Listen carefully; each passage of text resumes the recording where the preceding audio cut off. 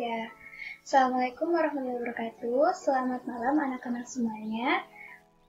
Kita akan mendiskusikan lagi ya terkait tentang KD atau tema kita yaitu jaringan hewan.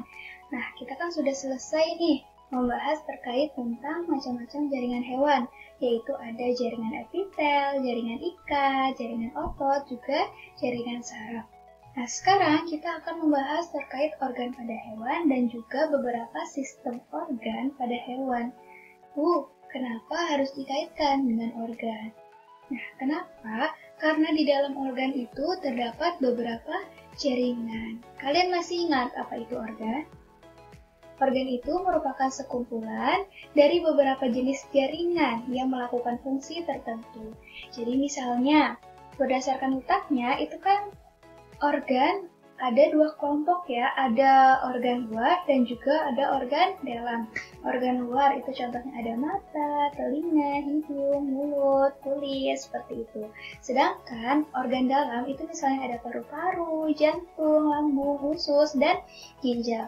Dan ini gambar merupakan gambar lambung. Nah, lambung ini merupakan contoh organ yang tersusun dari beberapa jaringan. Di sini ya. Sini tuh banyak sekali, ada jaringan epitel, ada jaringan ikat, ada otot polos nih, kemudian ada jaringan darah, saraf, jaringan ikat, dan jaringan limfa. Yang mana sih Bu jaringan-jaringan itu? Nah, kita akan mempelajarinya ketika melaksanakan praktikum untuk kegiatan berikutnya. Selanjutnya, ini ada terkait tentang sistem organ pada hewan. Di sini Ibu hanya menyebutkan 3 sistem organ yang akan kita bahas di pertemuan berikutnya. Nah, setelah pertemuan jaringan hewan ini, kalian akan mempelajari terkait tentang sistem gerak. Usai sistem gerak, kalian akan membahas tentang sistem peredaran darah, dan kemudian yang terakhir, sistem pencernaan. Nah, sebelum itu kita bahas dulu ya tentang sistem organnya sistem gerak. Nah, di sini sistem gerak itu jenis organnya ada 2 ya, alat gerak aktif dan juga pasif. Kalau yang pasif di sini ada tulang pada tangan, tulang kaki, tengkorak kepala atau tulang kepala atau tengkorak, tulang dada dan lainnya. Sedangkan yang alat gerak aktif itu ada otot, rangka atau lurik. Nah, di sini fungsinya apa sih sistem gerak? Ya, menggerakkan anggota tubuh, memberi bentuk tubuh dan juga menentukan posisi tubuh. Dan di sini juga Ibu sediakan gambar dari sistem gerak. Tapi di sini ada sistem rangkanya ya. Ini rangka manusia, yaitu ya fungsinya untuk menggerakkan anggota tubuh dan memberi bentuk tubuh.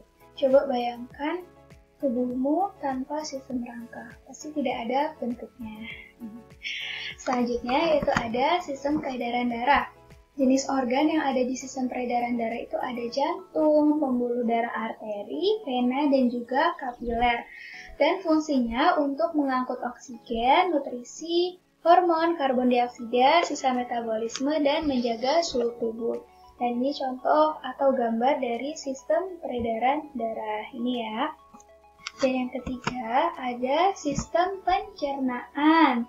Nah, jenis organnya itu ada saluran sama kelenjar ya di sistem pencernaan. Jadi, saluran pencernaan ya seperti yang kita ketahui dari mulut, kerongkongan atau esofagus, kemudian lambung atau ventrikulus, usus halus dulu, baru usus besar, kemudian rektum, dan yang terakhir akan dikeluarkan melalui anus. Sedangkan untuk kelenjar pencernaannya di sini ada hati dan juga pankreas.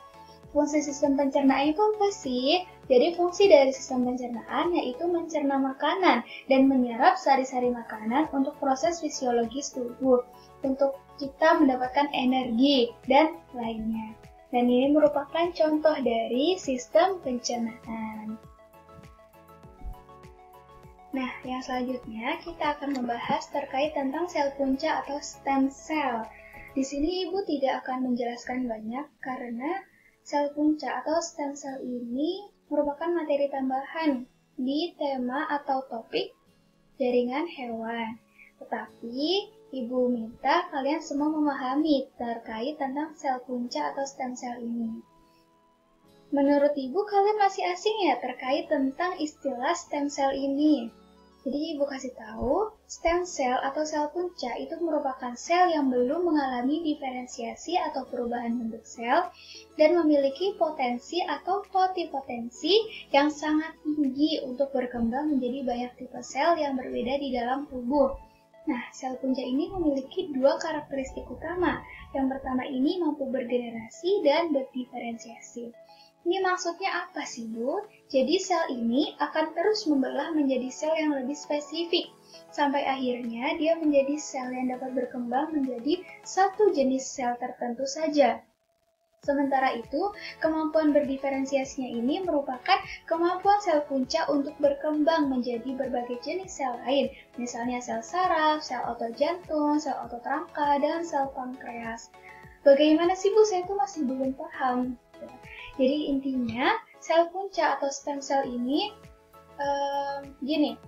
punca itu merupakan artinya awal mula. Jadi kalau sel punca, dia itu merupakan sel yang paling awal terbentuk sebelum dia itu tumbuh menjadi sel-sel yang menyusun keseluruhan tubuh organisme atau tubuh manusia lah gitu.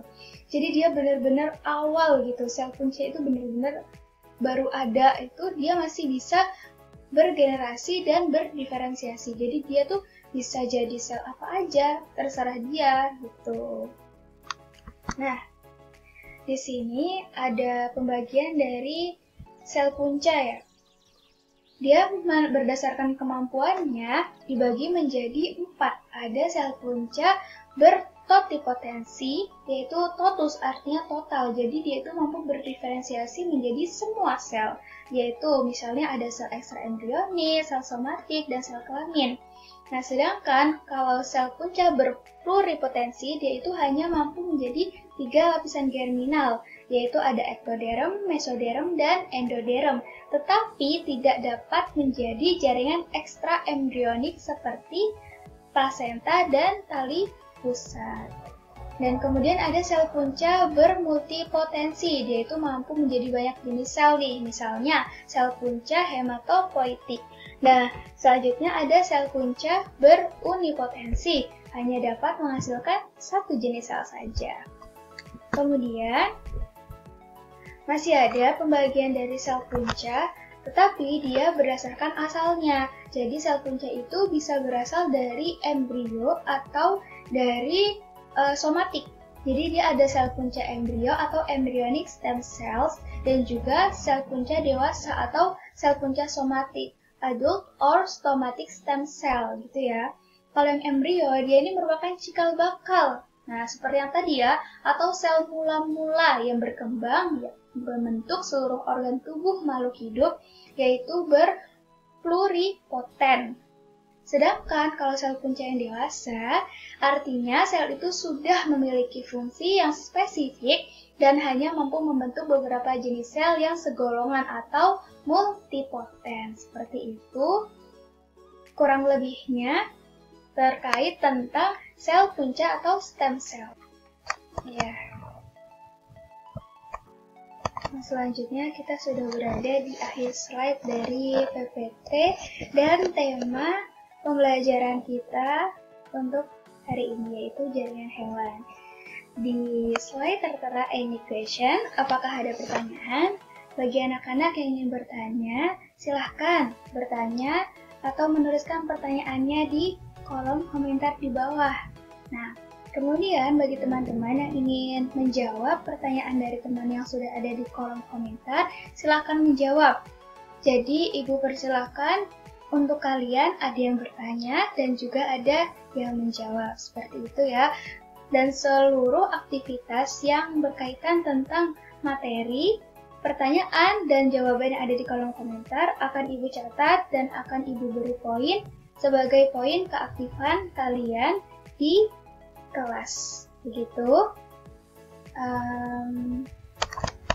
Terima kasih untuk perhatiannya dan terima kasih bagi yang sudah melihat pembahasan atau pemaparan materi yang telah Ibu berikan. Kurang lebihnya Ibu mohon maaf.